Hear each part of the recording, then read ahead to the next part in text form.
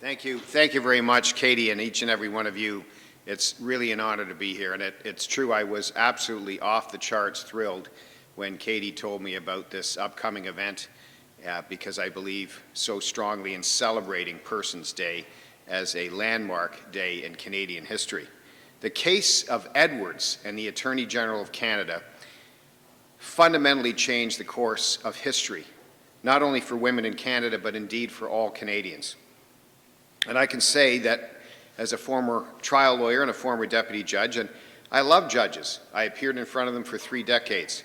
But there are 3 branches of government, and we need a conversation to get public policy just right on this important basis. Listen to the people.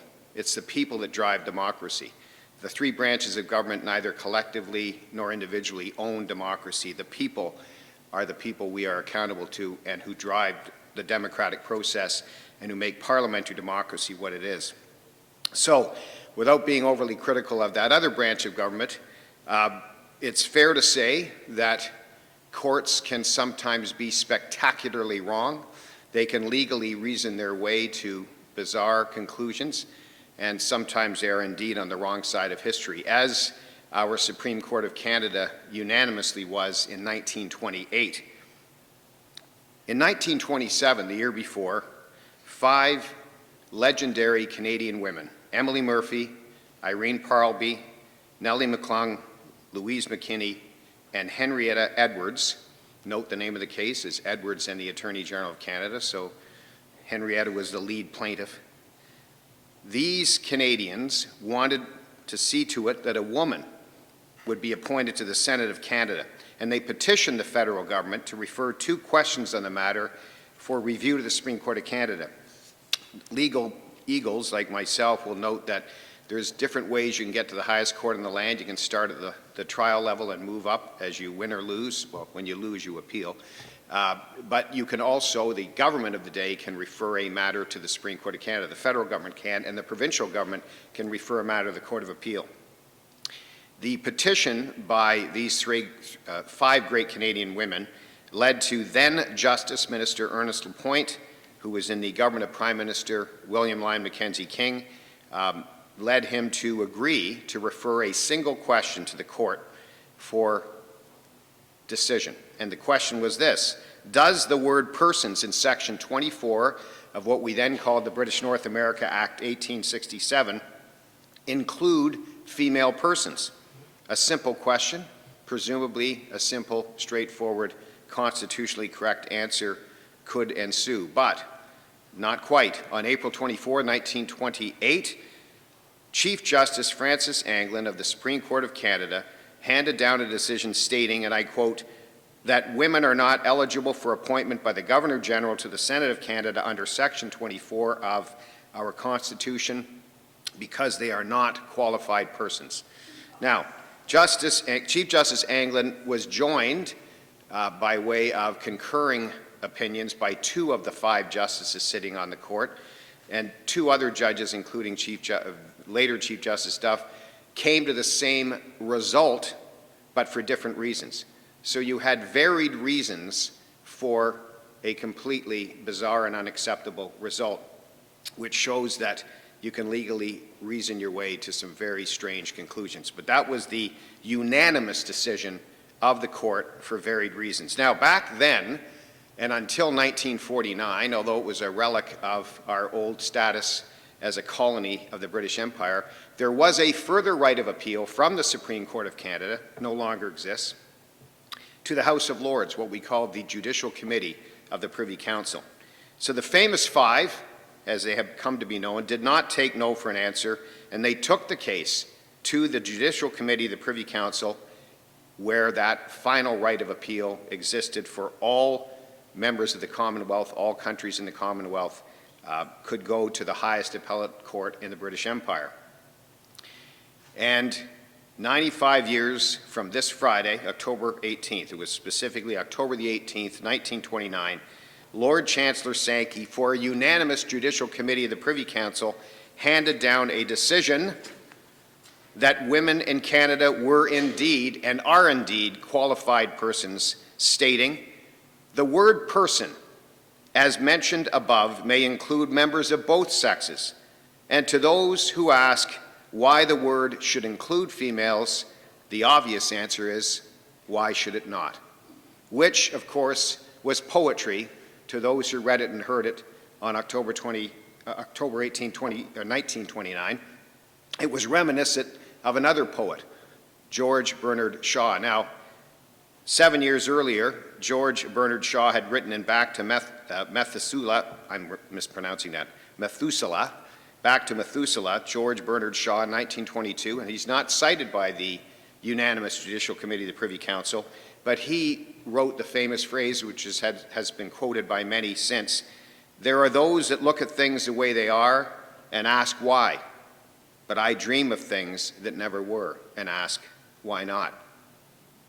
And that was the poetry that I believe inspired the reasoning of a unanimous Judicial Committee of the Privy Council. And 1 year later, as the famous five fought so ardently for, the goal was achieved, and Senator Corrine Wilson was appointed the first female senator in Canadian history.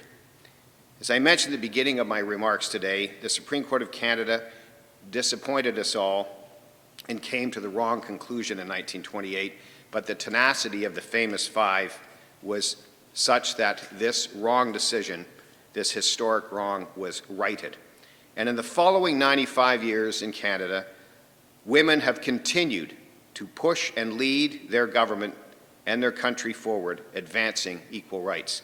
Each decade has brought forth another generation of female trailblazers and advocates, from those who fought for the banning of discrimination on the basis of sex within the Canadian Human Rights Act in 1977, to those who demanded equal pay with the Employment Equity Act in 1995, to those in this room who continue to advocate for equal treatment of women at home, at work, and in all aspects of life.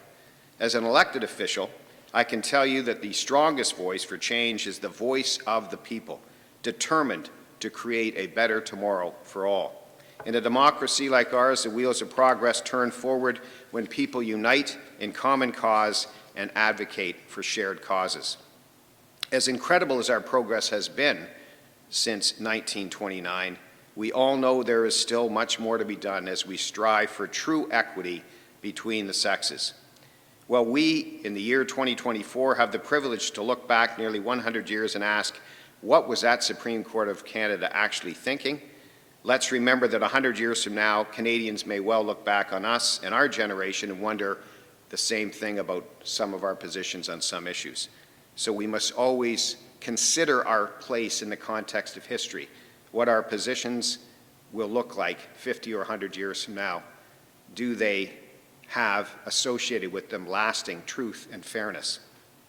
I'm confident that much like the famous five 95 years ago, there will always be good women and good men who will continue to drive our nation forward with dedication to advocating for what is right presently and what can and should remain right for decades and centuries to come.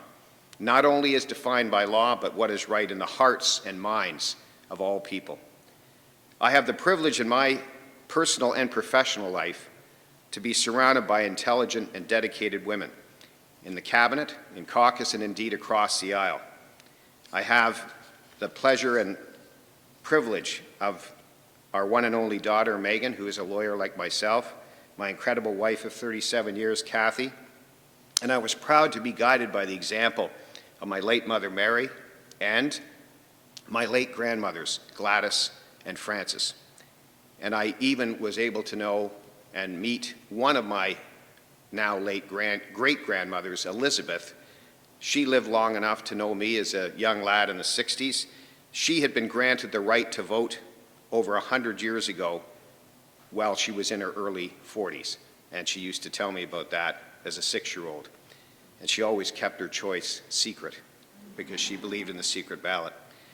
I am indeed a better father, husband, and public servant to the people of Ontario because of all of these women. And indeed, I am supported very ably by the wonderful women who are part of my team at the ministry. Without a doubt, our province is stronger because of the contributions women in Ontario and Canada have made throughout our history and continue to make every day. As my colleague in Cabinet and Caucus, the Honourable Charmaine Williams notes, she's our Associate Minister of Women's Social and Economic Opportunity. Minister Williams states often, when women succeed, Ontario succeeds. And so while Persons Day holds great significance for women in Canada, this is truly a day for everyone, all of us, to celebrate, as this landmark decision did indeed open the door for women to claim the right to shape our country for the better.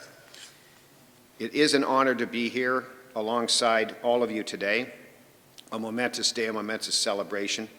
And I want to say in closing that I am certain the remainder of this evening will be both inspiring and informative. I thank Katie for inviting me to speak this afternoon, as well as Samantha Seabrook, fellow legal counsel, who will provide a much more fulsome keynote on the person's case. Thank you, Samantha.